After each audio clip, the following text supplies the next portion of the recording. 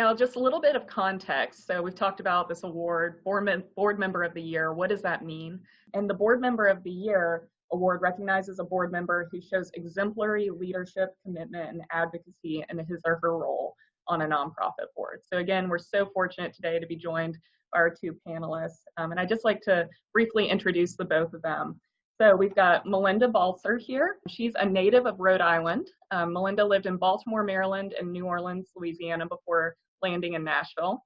She holds a degree from Wesley College and Vanderbilt University Divinity School. Recently retired as the Director of Adult Education at Christ Church Cathedral, Melinda continues to serve as a member of the Episcopal Diocese of Tennessee Racial Reconciliation Commission. She is a member of the board of Nashville Food Project, having served as board chair and co-chair of the Capital Campaign. Additionally, Melinda serves on the Nashville Symphony Board and the New Beginnings Board, and was recognized as Board Member of the Year in 2019 through the Salute to Excellence. Ron Carter brings a wealth of senior public policy management experience from over 25 years of government service. He is an expert on national security and business matters related to homeland security, defense, supply chain, and public-private partnerships. Ron holds a master's degree in public administration from the John F. Kennedy School of Government at Harvard University, along with professional certificates from the Flagler School of Business at the University of North Carolina and the Naval Postgraduate School in Monterey, California. Ron has proudly served on the board of directors for the Tennessee Kidney Foundation for the past 10 years and was selected in 2017 as the Center for Nonprofit Management Board Member of the Year. So welcome, Melinda and Ron. Thank you so much for being here this morning. Let's kick it off with you guys, telling us a little bit about the boards that you currently serve on, as well as the ones that you've served on in the past. Okay, I'll go ahead and start. My most recent boards are the Nashville Food Project, as you mentioned. And I've been on that board now for almost 7 years, and I'm rolling off this summer. So this is my last year, and that's been an amazing experience for me. That place is filled with the most big-hearted human beings I've ever met. And I'm also recently, in the past year, joined the Nashville Symphony Board and am chairing the virtual symphony ball this year in December. The nonprofit you may not have heard of is the New Beginnings Center, which is it's a small nonprofit that really focuses on the demographic of middle-aged women and health. It's housed at the New Beginnings TNB Fitness Center, which is probably the nicest gym in Nashville, honestly. It is beautiful. And Tash Weddle is the CEO of that organization, and she just has a desire to help women become healthy. And so basically it's a free exercise, nutrition, and counseling program for people who meet a financial criteria. And they see things like, reduction in diabetes medication and, increase in mental health based on some surveys they make. So that's what I've been doing in the past few years. Great. Thank you very much for the generous introduction. I guess these things happen where we get recognized, and they're kind of almost happy accidents for us. I didn't know I was even nominated. My experience on the Kidney Foundation is just very personal. My dad had suffered from kidney disease. He had a rare autoimmune condition. And my sister ended up being the national spokesperson for the National Kidney Organization for a couple of years. And that introduced me to board service. And because of what had happened to my dad, we just felt a natural need to kind of pay it forward or give back. And so that started for me in about 1997 with TKF. And I was on the board, the first iteration for about 4 years. And then when 9/11 happened, I went to Washington to form the Department of Homeland Security. And because I relocated, I had to cease my board participation then. But when we moved back to Nashville back in the mid-2000s, I re-upped, and I've been on the board ever since. So that's kind of my experience. I've been on some other boards that are corporate boards or boards for other type of partnerships. But for the straight nonprofit space, this is my only interaction, but it's quite lengthy, having been there on and off since 1997. So I don't know if that's an appropriate introduction or not, if there's something more I need to add, but my interaction has been personal because it's something that happened to my family, and I thought it was important to highlight it and pay it forward. So. That's perfect, Ron. And that is a great segue into our next question, which is just with so many incredible organizations out there, what made you decide to join the boards that you're on or the boards that you've served on? And one thing I will note, guys, we're going to do a Q&A session here at the end with the panelists. So if you have any questions, be sure to check the chat box and type in those there for the 10 minutes of Q&A at the end. So Ron, you kind of answered that question, but Melinda, do you want to tell us a little bit about what made you choose to serve on the boards that you currently serve on? Sure. I think the reason I joined the Nashville Food Project Board, honestly, was when I learned about the fact that they were going out and gleaning food from restaurants and grocery stores, and the food was not being wasted. I have a problem with wasting food.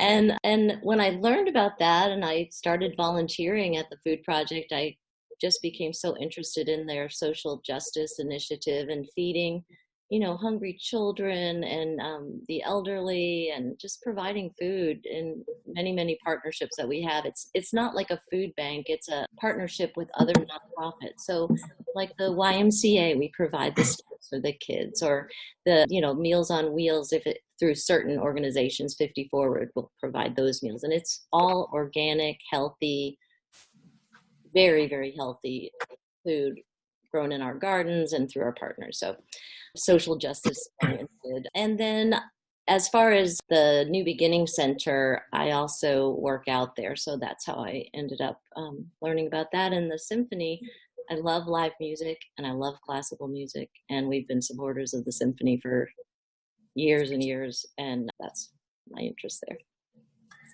I've spoken to my interest a little bit deeper there. My father had contracted a rare autoimmune disease. It caused him to lose his kidneys. And, always understood that kidney function was important, but two things really stood out to me. And first of all, is kidney disease is particularly insidious. You generally don't know that you have it until it's too late.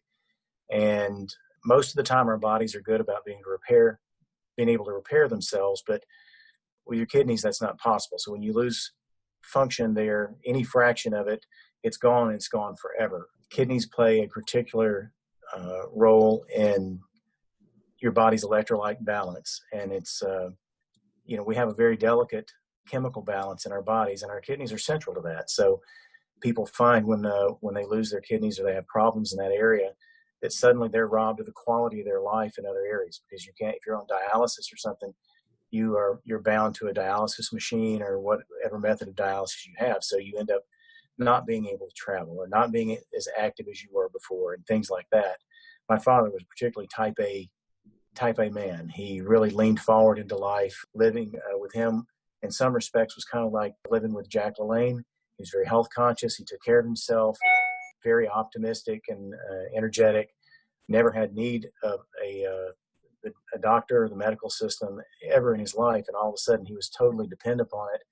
And I saw what effect that had on him. So these quality of life issues really speak to me and have driven my participation with TKF and are kind of the core of that for me. So to educate and provide some relief or help people avoid what is otherwise avoidable in many cases is important for me and drives my participation. It sounds like in all the boards you guys serve on, there's this personal connection. And I definitely think that passion component is so important when it comes to being a good board member. You need to be passionate about the mission in order to serve as best as you can. And I'm just curious to hear from you guys as the experts. What do you think makes for a good board member? Ladies first. Well, first of all, I think that a good board member is someone who has a passion about that organization. I think, just picking a board because you want to be on a board is not a good idea. So someone who's all into the mission is really critical. Also, I believe people have to have the time to put into the boards. I think a lot of times people don't realize how much of your bandwidth it's going to be taken up by board work. So people who are good board members tend to be committed, and I think different skill sets are needed. So if whatever your skill set is, if it's something the board needs, it's going to be good. There's no board member that can do everything. So that would be my other. my other advice. Yeah, I completely agree with that. When you're on a nonprofit board, you're not being compensated. Certainly, I've been in space for a while and in touch with quite a few people. There are plenty of entities out there, and I'm not disparaging them, but they get checks, but they don't have people investing of themselves as much. And the most successful boards, I find, are the ones where people are really willing to put their time in. If you're going to do it and do it well, it's going to take time, and time is by far more important than money. So while we love and appreciate our donors, whatever form of a gift that they give your organization to help your cause, you always want to cherish and honor those things. It's that's just what you do. But the thing that matters by far, hands down, the most is the investment of time and your attention when you're actually at a board member or at a board meeting, or you're at a fundraising event or whatever it is. Then you're completely present when you're doing that. And it's not just to represent your firm, to sit on the board because it's their civic responsibility or whatever. That they know you're showing up not because you're part of the law firm that wants to participate. You're there because you're personally invested. And you can't hide those things, I find. It either radiates from you and people know it is genuine, or they don't. And so you just, keep that in mind, the personal component and being invested with your time. That by far means the most. I wanted to mention, I do think that board members should support the board financially, even if it's a small amount of money. And the reason I say that is I believe that some of the statistics that different organizations use to look at giving money. So let's say you're applying for a grant, they're going to want to know that 100% of the board has given. And I think people don't realize that. And it's so important. Even if you were to give $50, it makes it, 100% board participation. And that's one of the criteria that grants use. So that's a great point. And I think sometimes people, don't realize how important that giving piece can be, even if it's, $5, just that organization being able to say, we have 100% board participation. And if the board doesn't, commit enough to agree to giving financially, why should anybody else? They should be the biggest supporters in that organization. Now, Melinda, you kind of talked about using some skills that you've acquired, to give back to the board in the best way, because no board member can do it all. So I'm curious to know from both you and Ron, are there any skills that you've either gained professionally or personally that you've utilized during your time serving on a board? And can you tell us a little bit about that? I learned a ton. And one of the things I know that Megan mentioned is that there is this board certification course. I would have loved to have had that, because I went in, joined the board, and didn't understand how to read a financial spreadsheet. And I mean, I really, I was a, divinity school graduate. So I learned a lot about financials, learning how to run a meeting, Robert's rules, all those things are really important. And like I said, everyone has different things to bring. If you're a lawyer or a, financial person, those are extremely important. I was more of a connector and, introducing people to the organization and raising money. I've worked a lot on fundraising. So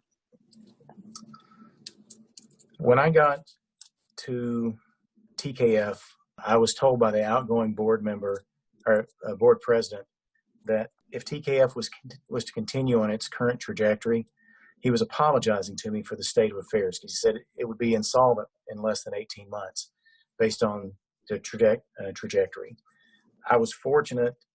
I just retired from the Marine Corps after 28 years. And so I've got quite a bit of organizational background there. And I've been pretty senior in the federal government, having advised. I've worked for a couple of cabinet secretaries at the federal level and the state level. So I've had some exposure as to how the pieces are supposed to fit together and what type of expertise you need to have a successful board. So it pays to have, you might want to do some background into what skills your board is missing. So to do a board skill review is really important. We wanted to make sure that we had pro bono legal expertise available to us so that we could answer questions and stay out of harm's way. We wanted to make sure we had people with, someone with the proper HR experience, someone with, you mentioned finances, just in budgeting. So we had people from CPA firms, on board to represent and speak to bring their expertise. Then the different component of finance, which is like the regulatory piece and how you report. You can get in a lot of trouble in this space, even though you mean well and you're trying to do the right thing. You've got a higher responsibility because you're dealing with donated dollars, and those things have to be reported properly. You can run afoul of something very quickly and tarnish the reputation of your board, drive off your donors, and to be cognizant of those things is extremely important. So I would think that, come into a board to listen a lot and be curious, ask the questions that you need to ask and not to be bashful about that. And then to try and help build a comprehensive board that is competent across every area so that you don't get stuck. You need ready expertise for fundraising, for finance, for legal, for HR, for all of those things. And, if you have to start digging outside of the organization too much, then it consumes a lot of time, and then it can end up consuming money or other resources, and it'll distract you from your primary mission. So, great points. Is there anything that surprised you guys about board service? Maybe something you thought board service was before you joined, and then you got into it and were surprised by? I would say we've probably touched on a lot, but I think that one thing that surprised me is that the unexpected happens. There can be, human resource things that come up that the board is involved in, and sort of, with COVID, I mean, that has, the number of meetings might increase, the things that you have to do might change. I mean, it's pretty unpredictable, I would say. I think, again, from my seat, the appearance is that you would think that everyone shows up selflessly, and that doesn't always happen on the boards. By and large, people do show up with their hearts in the right place and want to do the right thing or to participate for the right reasons. However, occasionally that doesn't happen, and I think that can be a surprise for people when they see politics played at the board level, and that does happen occasionally. We hope that it doesn't happen often, but it does. Or if they see, some type of, a personal agenda or something like that, where they're simply there to represent their firm and to, try and leverage that in other ways. And so most people show up with a good heart and the right motivation. But even in the nonprofit space where people, generally you would think want to do the right thing, occasionally they don't. So that would be my soft, cautionary tale. Mm-hmm. I think that people sometimes come into board work as a way to promote their own career trajectory as well. And they may just sit and not even show up. Some of the boards, they don't even go to the meetings, which I think is, just unacceptable. Yeah, coming in with that servant's heart is so key, I think. What has board service been like right now? I mean, obviously we're in a unique time here with COVID and everything. How has it changed for you guys? And what have the challenges and opportunities been? I think holding the meetings on Zoom has been a real learning experience.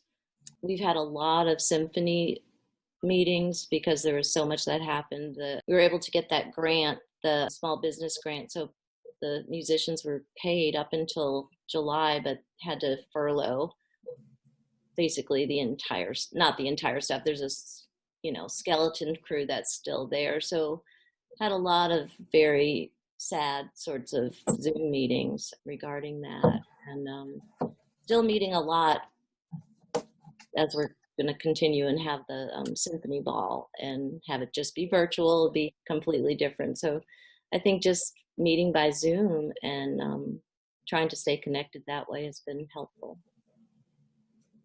Yeah, I think virtual fundraising. We had our black tie event a few months ago, and it was wildly successful. But by the same token, it was extremely different than having everybody gather and celebrate together, and that kind of camaraderie, team building, celebration is important. Because people get out and grind for an entire year and do all of this heavy lifting, and it's work that you don't necessarily get a lot of credit for or expect it, but it's good to come together every so often and say, job well done, and take stock and see the other people that are contributing to the organization as well, whether they're internal or external. To have to do that virtually, I think, takes away from the experience. By the same token, to see the response that people seem to have stepped up even more to ensure that the mission is met has a very redeeming quality about it. And so that's been refreshingly surprising to me in the face of real challenges. I too am always inspired by the way that the community kind of rallies around different organizations during times of hardship. It's always, it warms my heart to see that everybody is looking for some way to give during this time. So I'm curious to know, from your experience with Ron and Melinda, what has been the biggest challenge for you as a board member, and what has been the biggest joy? I'd say my biggest challenge was when we decided the Nashville Food Project used to be housed in a church, Woodmont Christian, and we had this tiny little kitchen, and we had organic gardens all over sort of the community. And we kind of outgrew our space and needed to build a headquarters. So when we decided to do that, and we had to raise, $5 million to equip and build a beautiful headquarters with an enormous kitchen and a community space. And so I'd say that was the biggest challenge that I had with the Nashville Food Project. Until recently, we've had to help with the reorganization of what's done. Most of the food project is fueled by volunteers. So we have volunteers that come into the kitchen and they prep, they cook, they bring the food out to our partners. There are volunteers that drive the trucks. There are volunteers in the gardens. So we've had to figure out how to get all this work done without volunteers. And the staff is amazing and have done a great job. So it's been really incredible to watch this group work. Mm-hmm. I described the state of affairs when I stepped back into TKF. Those were challenging times for us, and it's a challenge. The first thing that we did is I went and sat down with all of our long-term partners and talked to them to give them some measure of reassurance of where we were as a board and an organization, to give them some insight into what the way forward looked like for us, so that they would know that we wanted them to stay the course and give them the confidence to want to do that. In the process of going through this analysis, it was very painful to see that we had some differences of opinion and some disconnects at the executive level in our leadership team, and we had to revamp that entire team. And that was painful. It was not easy, but it was the right thing for us to do as an organization. And those are things that you're going to have to confront sometimes when you're in these situations. So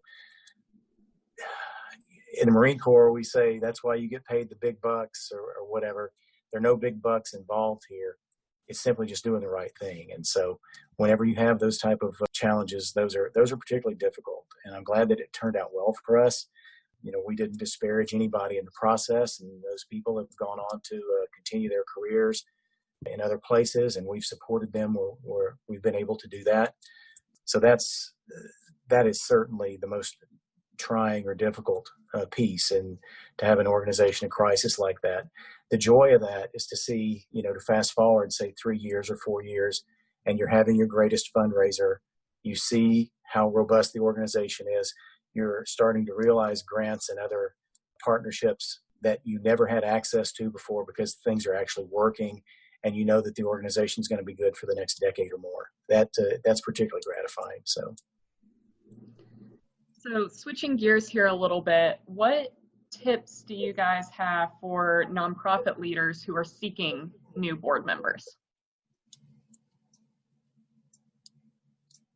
I think Ron made a great point at the beginning. Make sure you look for the people that you need with their skill set. That's right. That's critical. And also, finding people that have a passion for what your organization is doing. I mean, if you don't really believe in the mission, then you're not going to be a good board member. So. Yeah, I think we've spoken to it. Filling gaps is critical. You want a comprehensive board without question. The time commitment, is somebody really going to be invested and present? And it's great for them to do that financially. And yes, we prefer that. They do that because that's, what we spend on is a measure of, what we're committed to. We can say one thing, but what we spend on shows what's really important to us. So I get that. But having somebody present in the moment when they show up, it's not about their organization or how they're going to advance or any of that stuff. It's that they're, hey, I've got a dialysis patient in front of me or somebody who's hungry or whatever it is, right? And I am emotionally invested in this moment with this person or this situation right now. That by far means more than anything. So I know from a few boards that I've served on, I've been approached as a volunteer first. So I already had the buy-in, obviously the passion for the organization, and nonprofit leaders have tapped me from there. And I think that is because they saw that commitment early on. And I think that's also a good way to, get board members that are already invested. Look who your biggest cheerleaders are and your supporters, and see if they might be interested in taking that support to the next level. What is one thing that you wish you had known before joining a nonprofit board? Like I said, I wish I'd taken that course I wish I'd known a little more about Robert's rules, honestly. That's something simple. You can pick up a pamphlet on that anywhere, and learning how to run a meeting, especially when I became board chair, I had to learn a little more about that. I think the fiduciary part in terms of audit and the reporting, there's quite a bit of reporting if you're going to do this and do it well, that you have to put forward, with the certified documents. And, it's essentially a sworn affidavit that we've spent our money and spent it well. And, these are not small dollars in play, and they're hard earned. And so there's a higher level of responsibility to that. And as such, there are a lot of rules. So to be aware of that so that you can do honor to both the organization as well as the people who've donated and whoever, the recipients of those dollars are is really important. So boards oftentimes have different committees. Can you kind of explain some of the committees that you've served on while serving for different boards, what that looks like? I've served on fundraising and governance, volunteer support, definitely not financial. I think Ron can speak to that better than me. But governance is actually more interesting than it sounds, because we ended up revising the bylaws for our organization and did some research into other nonprofits, looked at what they have. We changed the maternity leave. We had to update the language and personal pronouns in the food project. So that committee ended up being way more interesting than I thought it was going to be. Fundraising is a great committee, but it's a lot of work. I mean, that is one of those committees that pretty much takes up all of your time. So Sure. Yeah, I think you can expect to serve on just about every board. Every committee on your board in some capacity at some point. Most of my time on the board was spent as the board president because of the state of affairs. When I came in, when I came back into the organization, my first iteration, I had done the fundraising committee and I'd been a part of, we had a couple of big fundraisers that we did. So I did that, in terms of actual the black tie event or whatever. But then when I returned, I wasn't there very long when we had a pretty significant board dispute. A bunch of people resigned and all of that. And I got a call from several board members and they said, because you've got this Marine Corps background, we kind of need that right now. Would you be willing to suffer all the slings and arrows and be the board president and see if we can get some discipline back into the process? And I had to take a deep breath, and I did. And that's a 2-year term, and I did that. And then when we got to the end of the 2-year term, they asked me if I would re-up and do it as another 2-year term. So I'm the only 2-term TKF board president that we've ever had, and I did it consecutively. And it's not something I volunteered for, I was asked. So most of my time has been spent trying to direct traffic and make sure that people are plugged into the right places, and look at it as more holistic and a strategic standpoint. And then how do I drive that down to a tactical level so that we can succeed? So, but I've done all the usual stuff that's just been mentioned for every committee. And once I was done with the board presidency, I'm happy to be a regular board member, a regular schmo, just trying to do a good job like everybody else. So, and I've fallen right back in on fundraising and stuff like that. So, Ron, you mentioned being asked to be board president. I'm curious, for both you and Melinda, were you asked to serve on the board in general, or did you ask the nonprofit if you could serve on their board? I was asked by all the boards that I've been on to be on the board. Yeah, I asked both times. The first iteration back in the mid-late 90s when I came on board, I was actively looking for participation because of my father's situation and what we had gained, and they were happy to talk to me. My sister is kind of famous, and it was particularly famous at that time, and since she was the national spokesperson. So just for anybody who doesn't know, my sister's Dina Carter, the country music singer. So at that time, she had just won CMA awards and stuff like that, and because of my dad being a prominent musician himself, it was pretty easy for them to accept me on the board. So, but I tried to do honor to what we had received, and I just jumped in as a regular person to work. When I came back, the second go around, it was the same thing. I said, "Hey, I'm back in town. We've returned to Nashville, and I would like to resume my participation on the board." Well, that's great, though, because both you guys have different experiences with it. And it just goes to show, you might be asked by a nonprofit, or if there's one that you feel particularly passionate about, you can always, inquire about what board service looks like and let them know that that's something you're interested in. So I think that's great that you guys each offer a different perspective. And volunteering, like you said, is how you've gotten involved. And that's how I ended up on the food project. Mm-hmm. Well, we're going to switch over to some Q&A. We've had some great questions come in throughout this session. So we've got one here from Deb McFarlane asking, how have you motivated a fellow board member who needs motivation to heighten their engagement, to move from a more passive participation level to one of meaningful and helpful engagement to help them? Heavy hitter right out the gate. Give them a job. Yes. Yeah. Go ahead, Mary.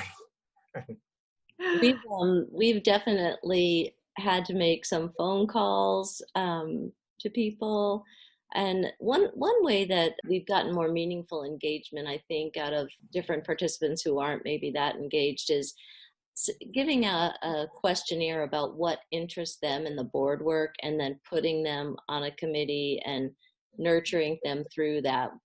Whoever's the chair of the committee would make phone calls and make sure everybody was sort of participating. But it's really hard. If someone's on a board and is not committed, they're probably not going to put a lot of effort in. But you can at least kind of engage them a little more with personal meetings.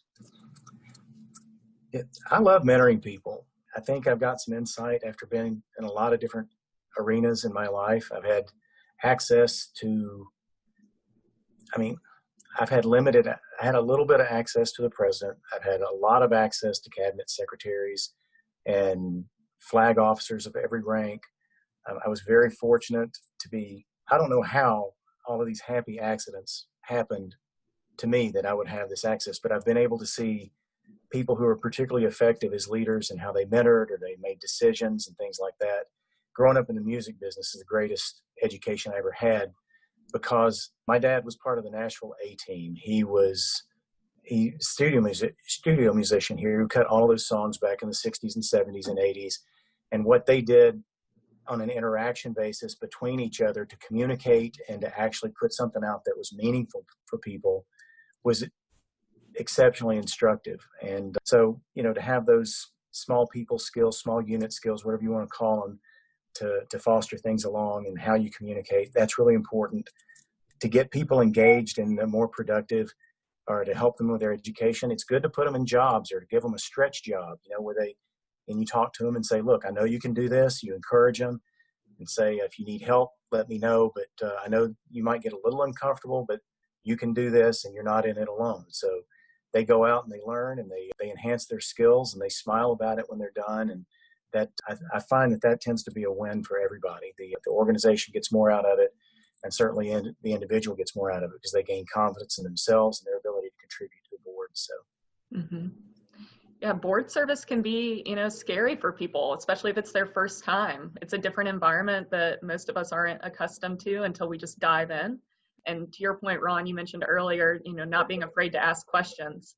I know I've found in boards that I've served on, sometimes the questions I have that I think might be, silly, other people have the same question and they're afraid to ask. So great advice there. And we did have a follow-up to that. Someone asked, can unengaged board members be replaced if they don't participate? I think it's possible. I've not been in a board where that's happened. I mean, I think if the boards, you typically have a 2 to 3 year term, so maybe you just wouldn't be asked to serve another term. Yeah, I think it's essential. I think it's essential to do a board review. And, you don't like to get rid of people or to disinvite them or whatever, but when they come to the end of their term, I think it's mandatory to sit down and say, this doesn't seem like it's working out for you, or have we not engaged you properly? Have we failed on our side to give you the tools you need to enjoy it here, to help succeed here, and to have that candid conversation, because it could be your fault, not theirs, right? That's possible. And you need to be upfront about that to find out what you can do to do it better. But if you've done what you're supposed to do and they're just not that into it, or they've got other agendas for the good of your board, then you need to make those critical decisions sometimes. Great points. We had someone come in, they said, I'm thinking about serving on a board. What do you recommend I begin doing now in preparation? I would sign up for the class at the Center for Nonprofit Management, and maybe just talk to people that you know are on boards, and just feel them out for what it's like to be on a board and what areas they might be interested in serving in. Yeah, I think C&M is a great resource. There are resources today. I tell my kids this, right? That the days of researching a paper or something, Google is at your fingertips, and it was just not that easy to know where you could get counseling help or library help or talk to a researcher or whatever. Everything is immediate now. It's amazing how much is available, and it's available, pretty easily. So back in the mid-90s, C&M was a vastly different organization, and the tools available there, they pale in comparison to what's there now. So I would absolutely encourage spending time with C&M, getting to know the people there, whatever coursework is available, dive into that and learn. And I agree also with the second piece of advice that was just offered. And then it pays to talk to people who've actually been there and are in the middle of it, and ask those questions. Is it everything you thought it would be? Or what do you wish you had known? Or just those kind of things. Or where should I look? What's a good fit for me is a great question, right? You've known me for a while. You know my personality. What's the personality of your board? Every organization has its own culture and it's kind of its DNA. And if you don't understand what the DNA of that place is, then, you can either run afoul or be dissatisfied or something like that. So if you can get some sense of what drives the organization really, beyond the stated mission, that would be particularly beneficial to you. And I think just, attending today, that's a start. They're hearing your guys' advice, and that's, the first step. It's just hearing and listening from others who have been in your shoes that you want to be in previously. So we had someone ask, they're saying that often there can be a disconnect between diversity of nonprofit boards and the communities they serve, and they're curious to know how your organizations are addressing this. Well, the Nashville Food Project, we actually had an initiative to diversify our board more. We were very, very serious about doing that. And I think we've moved in that direction a little bit more. But it's a huge problem, I think. I think that's a really big issue, and it's something that most boards are probably trying to do. We had reasonable, diverse representation on our board because of the nature of dialysis and the community that's affected. But yeah, that's part of our comprehensive board review as well, is what skills do we have on the board, and how well are we represented to make sure that we're not missing something in perspective. That was one of the things that we looked at in terms of our staffing as well. It's important to have full-time staff members there that are intimately involved and understand the challenges that are out there. So that is always going to be a challenge. So. Yeah, I know from serving on other boards that nonprofits are really, taking this seriously, and, many have diversity and equity and inclusion committees. So I think it's, at the forefront of everyone's mind right now. We have someone who said, building on that question, I'm interested especially in supporting young people, meaning school-age young people, in leadership, including at the board level. Often they are the primary or substantial part of the groups our organizations aim to work alongside. So I'm curious about tips there. So engaging, school-aged youth. Well, I don't know about engaging them in the board, but certainly engaging them in the nonprofit is a great idea. Like at the food project, I'm sorry about my dog. My relatives just all arrived, and there's lots of little ones. So, like in volunteering, they can shop and prep food with the symphony. Of course, we have all the programs like Accelerando that works with kids, and we go out into the community. So I don't know the answer to having them on the board. Potentially they could come to the beginning of a board meeting sometime and introduce themselves, and the board could talk to them a little bit. But that's a good question. I hadn't thought about doing that. And can you repeat the question just to make sure I got it right? Yeah, so I'm interested especially in supporting young people in leadership. So young people like the school age level, including at the board level. Often they are the primary or substantial part of the groups our organizations aim to work alongside. So I'm curious about tips there too. Okay, so maybe I'm missing something. Are we talking about working with kids? Yeah, engaging school-aged youth in board service or the organization as a whole.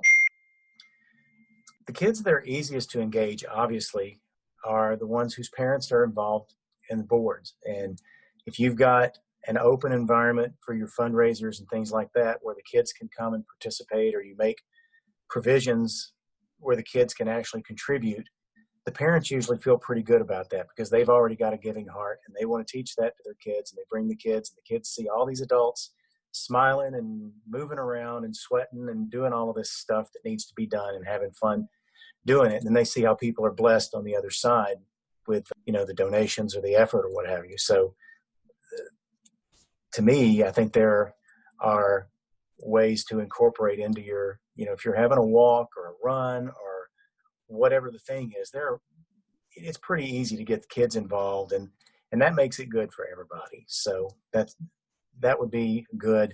I think we've done a couple of things like with schools, and some, education. I don't know. I'm not sure if I'm addressing the question. I haven't seen the full question. I see it popped up online here, but I feel like I'm missing something. But no, those are great responses. And I know, to piggyback off of that, so some of the things I've seen on boards have been them establishing subcommittees. So it's not necessarily being a full-fledged board member, but engaging youth, typically at the college age, but we have seen some high school, depending on the organization, with conversations that the board might be having in certain areas that relate to them, to make sure their voices are heard. So that's been a way that I've seen is through subcommittees, which is a leadership opportunity, but not quite as intense as a board member.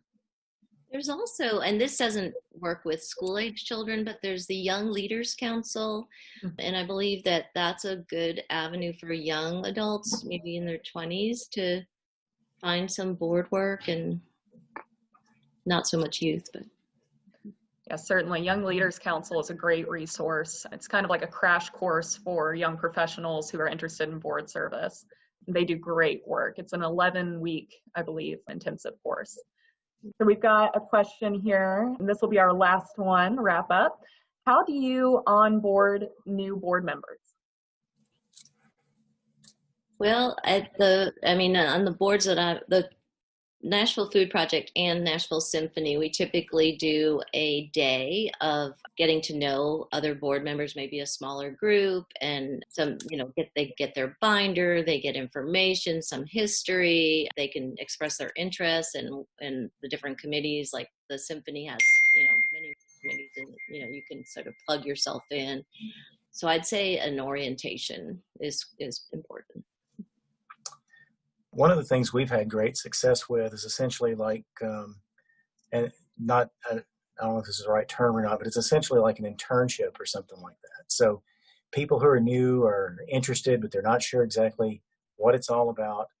We'll give 2 or 3 people a year, or have done it in the past, where we would give those folks an opportunity to attend board meetings, to be a part of, our events and things like that.